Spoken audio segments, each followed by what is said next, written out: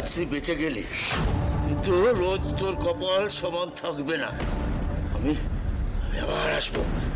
চোখ রাঙাচ্ছিস কাকে? কি ভেবেছিস তোর চোখ রাঙা নিতে সবাই ভয় পেয়ে যাবে? তাকিয়ে দেখ সবার দিকে, সবাই কিরকম রুখে দাঁড়িয়েছে দেখ। সবাইকে খুব দুর্বল ভাবিস তাই না রে? চল, আমি তোকে বলছি তুই ফিরে আয়।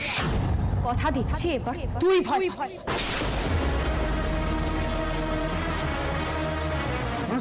নিয়ে চলো।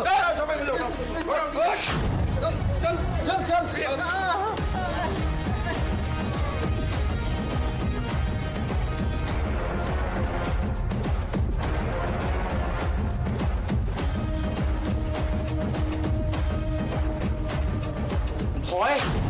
কিসের ভয় মা? আমরা কি করেছি? তুমি তো আমাদের চোখ খুলে দিয়েছো মা। অবনী দাদা, তোমার নাতনি না বললে তো আমরা কিছুই বুঝতে পারতাম না। সবাই তো মাথায় চড়ে বসতো। মালাদি থাকতে আর কোনো ভয় নেই। এবার তো মালাদি চলে এসেছে, এবার আমাদের আর কেউ কিচ্ছু করতে পারবে না, সব ঠিক হবে। তুমি মা আমাদের শক্তি দিয়েছো। মারে, তুই একা লড়লে ওদের সাথে? আমার নাতনি আমার মতো সাহসী হয়েছে। ও না থাকলে আমরা তো পুরে মরতাম গো। হ্যাঁ, তুই আমাদের প্রাণ বাঁচালি, তুই আমাদের রক্ষা কবচ, আর কোনোদিন তোকে কাজ ছাড়া করবো না। না গো দিমা, আমি কিছু করিনি। মাথার উপর উনি আছেন না, উনি রক্ষা করেছেন। মহেশ্বর যাকে রক্ষা করে তার কেউ কোনোদিন ক্ষতি করতে পারে না। না দিদি না, ভোলানাথ নিজে আসেন না, তিনি তোকে পাঠিয়েছেন। ঠিক দিদা, তুমি না একদম ঠিক বলেছো।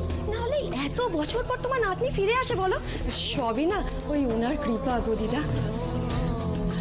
আমাদের তো কেউ নেই তুই ছাড়া, কিছুতেই তোকে যেতে দেবো না রে। কথা দিয়ে তুই যাবি না? বল, তুই এখানেই থাকবি।